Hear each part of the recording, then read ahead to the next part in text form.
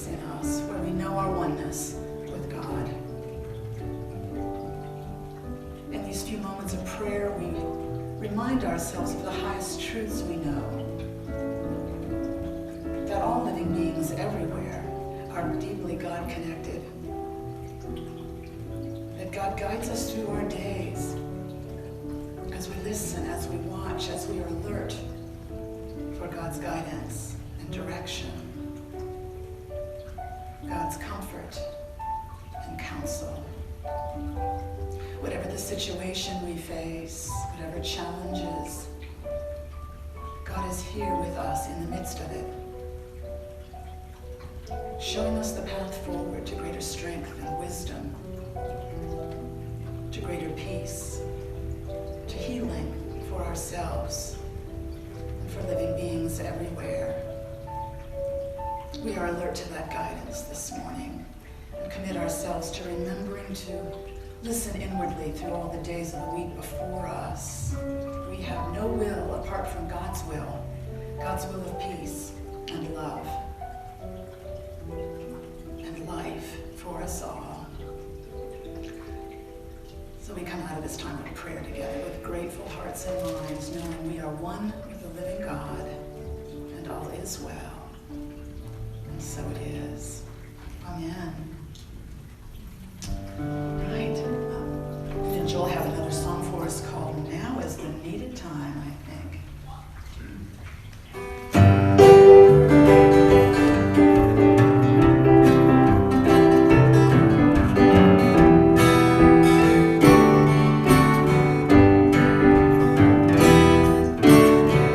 Now is the needed time. Now is the needed time.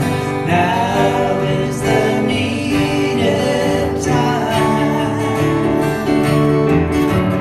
Now is the needed time. Now is the needed time. Now is the needed time. I'm down on my bended knees, on my bended knees, oh Lord, won't you come by me? Down on my bended knees, I'm down on my bended knees, oh Lord, won't you come by me? Now is the needed time. Now is the needed time. Now is the needed time.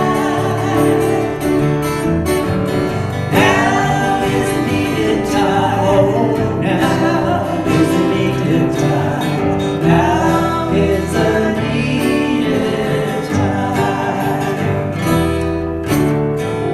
Lord, come where you belong. Come where you belong, my Lord. Won't you come by here? Lord, come where you belong. Come where you belong, Lord. Won't you come by here? Now is the needed time. Now is the needed time.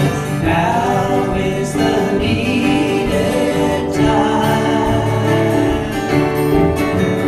Now is the needed time. Yes, now is the needed time. Now is the needed time.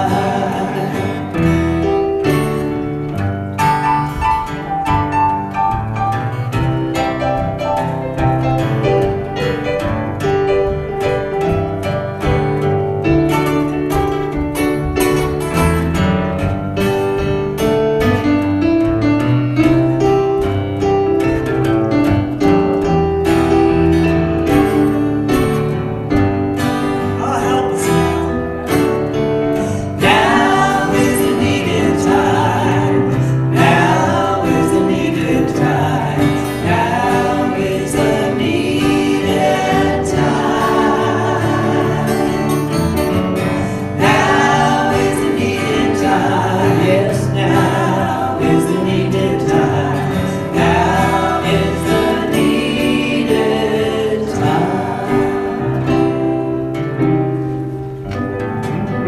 Amen. Amen. That's an amen song. Amen. All right. Good. Thank you, Linda and Joel. Come and sit and relax. I like those braids today. Aren't those sweet? That. All right. Well, talking about kind of attitude, about perspective today, it's I think it's a subject I come back to again and again because that's our area of influence, the attitude, the perspective we choose. My title is Think on These Things. So thinking about attitude, I was just surfing around for some quotes or things like that about attitude, about perspective. I thought this was an interesting one. A positive attitude may not solve all your problems, but it will annoy enough people to make it worth the effort. Ain't it the truth? I like this one. Somebody named Robert Brault said, an optimist is someone who figures that taking a step backward after taking a step forward is not a disaster, it's more like a cha-cha. I think we do a lot of cha-chas in life. This is some wisdom from Winnie the Pooh. People say nothing is impossible, but I do nothing every day. It can be done. All right. Winston Churchill is famous for having said, I am an optimist. It does not seem too much use being anything else. I like that. John Kabat-Zinn, a contemporary writer, teacher of mindfulness, he says, you cannot stop the waves, but you can learn to surf. Nice idea. And finally, a little riddle. What blood type do cheerful people have? You're on the right track. Be positive. Be positive. Very good. Karen had it, yeah. All right, so thinking about perspective, which is all about how we choose to see things, how we decide to see things. And that is our area of influence. That is what we can decide, always, whatever the situation is we're in. Viktor Frankl was an expert on this. I know many of you have read his Man's Search for Meaning going way back, but he described this as the ultimate human freedom, the ability to choose one's attitude in any given set of circumstances, to choose our attitude toward it. Perspective, it's a fundamental of creation, of creativity, choosing your perspective. It's definitely that in art. Anyone who studied art, even I remember from early, like elementary school art classes, studying about perspective, the lines that come forward. We got a lot of artists here at University of Delaware. And then after a while, that becomes ingrained, but that original idea about perspective was a framework, kind of a basic teaching that would enable you to do things according to the proper scale, depending on what you wanted to paint, whatever your image was. You wanted everything in the right perspective to that. Unlike many of my childhood drawings, which had a person bigger than a house, or I still have some of those around from my nieces and nephews. Like I remember my nephew sending me a lovely drawing of my cat, and he was bigger than the house. We lived in. He had a big personality, Gus. I think there was something in that. But perspective, it's a basic of creation in art. It's also a basic in the creation of our lives, the perspective we choose, how we're going to look at things. And we get experiences in it every day, every week, every month, every year of our lives, I think. Where we put our focus is a big part of that, perspective, where we decide to focus. Kind of like with cameras. Most of us do it with iPhones now, but it's automatic, the focusing. Although I can still get bad results with my iPhone, if I'm sort of not aiming it in the right direction or focusing it clearly enough. You have to kind of know what you want to focus on as a part of that creative process, or you're not going to get what you want. Choosing our perspective is certainly a key spiritual teaching, a religious teaching. All disciplines, all spiritualities have teachings about choosing your perspective. We embrace it very strongly in unity churches, in New Thought churches in general, choosing our perspective, where to focus. It's a very core teaching. Ernest Holmes, who is the founder of Science of Mind, the Centers for Spiritual Living as they're called now, he wrote that we must, in dealing with any negative situation, turn entirely away from the condition. It's interesting, shift our perspective away from the condition. Emmett Fox, very succinctly, he talked about choosing our focus as the golden key to dealing with any challenging situation. The golden key is to turn away from the problem and put your focus on the good. Turn away from the problem, turn away from the condition. Certainly these ideas are in earliest Christian writings, teachings. The Apostle Paul wrote to the earliest Christians who weren't even called Christians yet. They were called followers of the way. Whatever things are true, whatever things are noble, whatever things are just, whatever things are pure, whatever things are lovely or a good report, if there is any virtue, if there's anything praiseworthy, think on these things. That was my title, Think on These Things. That's from Philippians 4, if you want to look at it. Focus on something good, in other words, even if you have to look around for it. Why that emphasis? Jesus, I think, taught this too. There's a wonderful mystical teaching he has about keeping your eyes single. In the scriptures, it's in Luke 11. The lamp of your body is your eye. Where your eye is single, your whole body also is full of light. Seems to me it's the same kind of teaching as Emmett Fox's Golden Key, or Paul's insistence to think on these things. If you want to be full of light, focus on light. It's the same idea. I think this is a challenging teaching, though, and I think we all wrestle with this teaching. Turn away from the problem. Turn away from the condition. Put your focus on the good, on the light.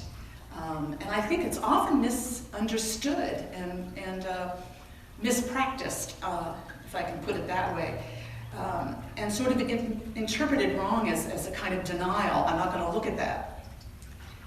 It'll bring me down. I'm not going to look at that.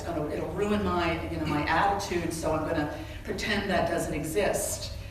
Does it seem to you that way sometimes? That as we practice this, it starts looking more like denial than something higher than that. And there's not much help in denial, in my opinion. Turning away from problems or trying to ignore or pretending they don't exist has never helped me. There doesn't seem to be much power in it. And in a time like this, to try to not see worries or strife or illness or war or want in our world, to try to pretend we're not seeing that, it's really not even very doable. Would you agree? It's not really doable, especially in this era of media on our phones, in our faces, by day and by night. So I think it's, turning away undermines our empathy, our compassion, our ability to help one another through challenging times. It also can shut us down to input on how to move through things, to get that guidance we need to deal with situations in a creative or constructive way. So shutting down, denying is not what we're after. And I don't think it's what those teachers were talking about. I don't think that's what Paul was talking about with the earliest Christians. Look for what's virtuous, pure, just, focus, think on these things.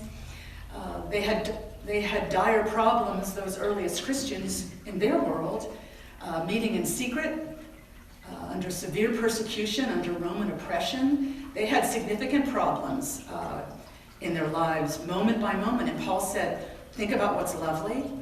How did they deal with that? What was he trying to tell them to do? Keep your eyes single, Jesus taught. Turn away from the problems. I don't think any of these teachers were saying, just don't worry about it, ignore it, don't look at it. I don't think they were teaching denial. I think they were teaching a higher way of choosing our perspective in a way that will empower us and not detach us, disconnect us, disable us to deal with the challenges before us. So choosing our perspective is not about denial, it's about choosing a higher view. Or this is my sense anyway. And I think it's something we all practice and maybe don't often feel like we're getting it entirely right, but it's the way to a sense of empowerment, I think, and of energy and of openness to creative ideas in the midst of difficult times. If we can choose our focus and take a kind of a higher view, not to disregard the realities we're facing, but to keep our attention sort of aware of it, but above and beyond them, open to higher possibilities. Ralph Waldo Emerson, one of my favorite writers going way back, he had a famous quote about that. He defined prayer as contemplation of the facts of life from the highest point of view. From the highest point of view. The facts of life, the realities we're dealing with, contemplating that from the highest point of view. I think that's what those other teachers are talking about as well. Not try to deny or ignore certain realities and challenges, but take a higher view. Remember higher possibilities. Have your antenna up on that higher level. That's where we need to be if we're going to come up with creative solutions and ideas and be open to new possibilities coming our way. In the world of science, Einstein famously said, you cannot solve a problem on the level of the problem. And I think that's true throughout our lives. So many times we have to get our minds up out of the problem a little bit before we can even perceive other ideas, other approaches. Is this true in science or any other field as it is in spirituality and in religion? There's a really old Testament story from Genesis about Abram and Lot. This is from Genesis 13, which I think is a wonderful old teaching on this idea of taking a higher view. The old story goes that Abram and Lot, they were kinsmen, but they were having a lot of strife. It's a Bible word. They were not getting along. Lots of strife because they were trying to share this area of lands with this territory, and they both had abundant families and flocks and herds and tents and so on. So Abram suggested to Lot that they separate and divide up that territory, and he generously offered Lot the first pick of the land. So his kinsman Lot, of course, picked what looked to him like the best land, the well-watered plain of the Jordan River. And so they separated, and Lot took that beautiful territory, and then he left. And after that happened, after Lot's departure, the scripture says that the Lord led Abram up a mountain. He was guided by God up to a higher place, higher view. Symbolically, for us all, take that higher view. He was led up that high mountain, and God told him to look out far and wide. And he said, raise your eyes now and look from the place where you are. For all the land that you see, I will give to you and your offspring forever. God led him up to a high place and urged him to look out and up and over. In other words, kind of get your head up out of this sense of lack right now, this sense of not having enough and of not getting the good land. Remember, there are vast possibilities out there. Lift your mind up and regard the great abundance that's available to you. I think this is a teaching for us all the time. I think in God's guidance for us is often the very same. If we get still enough in the midst of a challenge to listen and intuit what God is telling us from within, God is urging us too to look up and out. Vast possibilities in this universe, so much more than we can ever see at the moment of the challenge and the struggle we're dealing with. And as we do that, when we raise up our sights and look out and up with, we're listening and following that guidance from within, we give God room to work in our lives. There's more that becomes available to us. We become aware of more possibilities. We're not stuck with our minds down low, our heads down, in the midst of a challenge or a sense of loss. So choosing a higher perspective, I think that's what all those teachers were teaching. They weren't saying, pretend they don't exist, don't try to look at the challenges, look away from them, it's too disturbing, protect your consciousness at all costs. They weren't teaching denial, they were teaching, take a higher view. Be aware of what you're dealing with, but keep your mind up and out and aware of the vast possibilities of this God-infused universe we're all inhabiting. And there's always reasons for hope in every situation, in all circumstances. They're always here. And part of this challenge of keeping this higher perspective is to use an old phrase, keep the faith. You got to keep the faith for a while before you might see the solutions or the movement in the better direction you want to see. But there's evidence of it all around us. If our antennae are up, and we're kind of alert and not just kind of stuck and low, but brought low by our worries and our fears. There's a lot going on. And just in this past week or so, I was just heartened to hear some good stories, some good reports that reminded me of the reasons for hope right now in the midst of the challenges of our lives. I'm a much lover of nature, and I love to go to nature preserves and bird watching trips and things like that. You all know that. And one of my favorite local places is Highland Nature Sanctuary down in southern Ohio, where they preserve and steward wild lands for us now and for the future. That's a wonderful way of addressing some of the environmental challenges we're dealing with right now. And they teach people, they have workshops, and right now there are firefly workshops, people coming down at night to go out and look at the fireflies, the beautiful insects around us. All the wildflower, they have a wildflower study every spring. They have a tree identification course going on, multiple sessions of that. And they buy up and preserve beautiful natural space, trying to restore some of that eastern deciduous forest that used to be so lush here. And I saw something in my email this week. They had a wonderful year. They've acquired now more than 8,000 acres of beautiful wild land in southern Ohio. Reason for hope there. I was reading some email. Do y'all remember Jen and J.D. Martin, Jan Garrett? They were musicians from Colorado. They visited here a couple of times. They do a newsletter every month, and they share their concerns about the world, about the climate crisis and so on. But they also shared recent news, things they've been reading about, research going on into nuclear fusion. This was new to me, but apparently there's been research going on into nuclear fusion since the 1930s. There's a project going in somewhere in France. 36 countries are involved in it. Researching this source of energy, that it's the way our sun and all stars create energy, is a process they call nuclear fusion, and they think we're closer to achieving it now than we have ever been.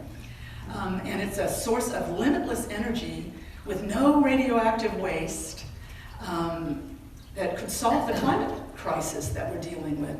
This work is going on. There's reason for hope in the midst of all challenges, all situations.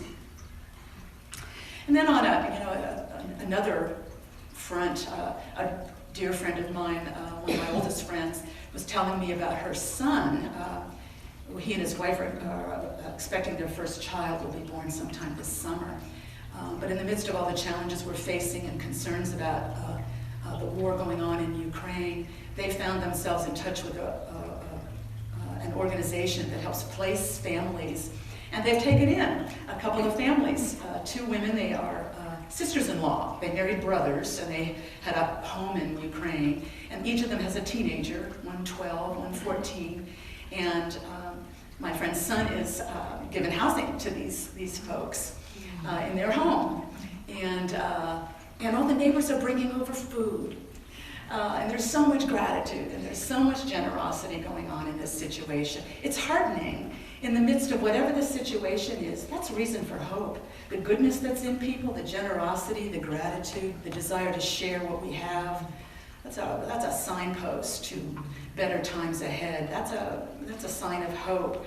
On every front in our lives, in every challenge, if our antennae are up, if we're paying attention, if we're listening to God in us and trying to take that higher view, get up that mountain a little bit in our minds and hearts, we will find reasons for hope, reasons to carry on. We will find encouragement and comfort, and we will find we have that ability to keep the faith as we move forward and creative solutions begin to arise more and more visibly among us. It's difficult in certain times in our lives to take in all the realities that we're dealing with. And I certainly understand the need to pace ourselves in that regard. Does anyone else feel the need to pace yourself with how much time you spend on social media or watching news? It makes sense to me. We just take in more. We're exposed to more news now than our parents or grandparents were in a year. We've got it all on our phones, and it can be overwhelming certain times, so we have to watch that. But I think the answer is never to turn away from problems and try not to be aware of them, kind of cover our heads and look down to try to stay safe or protect ourselves from difficult realities.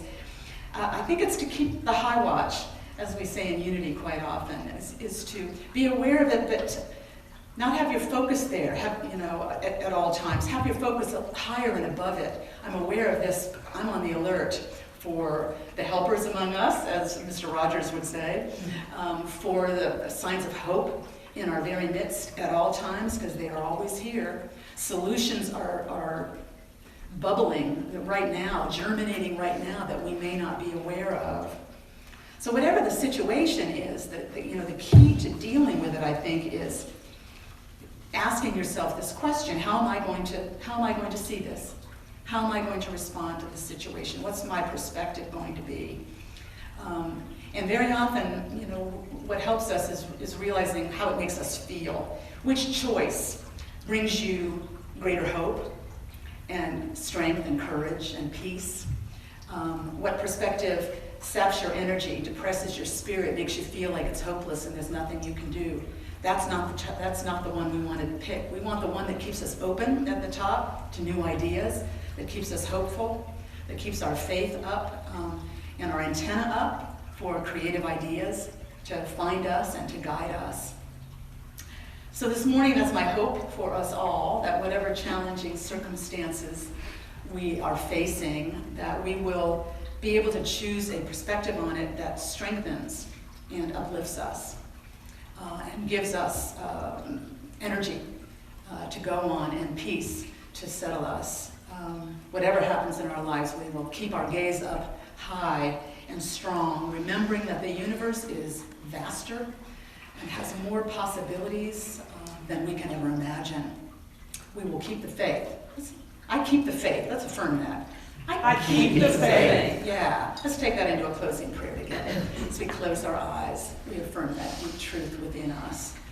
Our intention to keep the faith, to hold the high watch, to remember in this God-infused universe there are vast possibilities, creative solutions, amazing overcomings and victories and blessings in abundance, always so much more than we can see in our place and time. So we are wide open to that. We are open at the top. Our antennae are up. We're ready to be guided by God in paths of light and beauty and abundance and peace and healing, wholeness for us all. Thank you, God, for your unfailing presence within each of us and in our midst.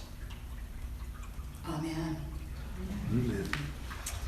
All right, we're going to get to have another song by Linda and Joel. And Lucy, I'd like to do the title and songwriter. It is Lead Me to the Rock by Sheldon Menser. Sounds perfect.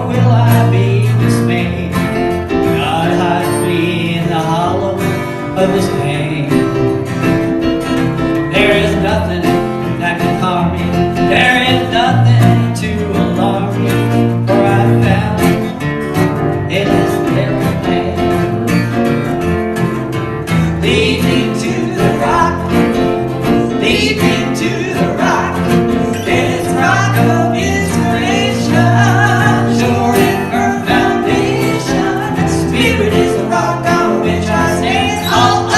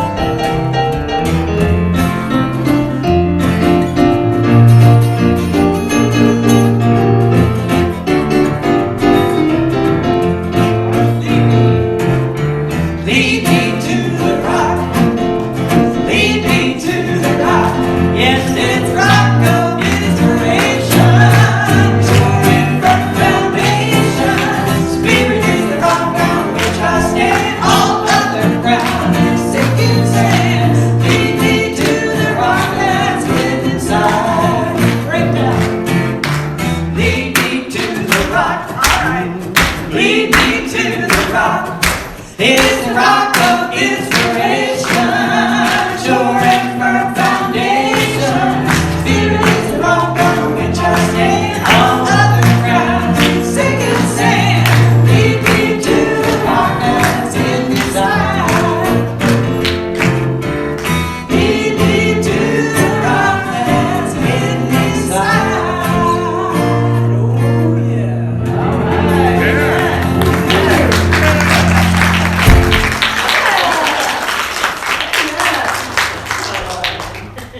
All right, thank you, Linda Joel. We're delighted, Linda Comstock, who's a treasurer on our board, she's got some announcements for us today, I think. Thank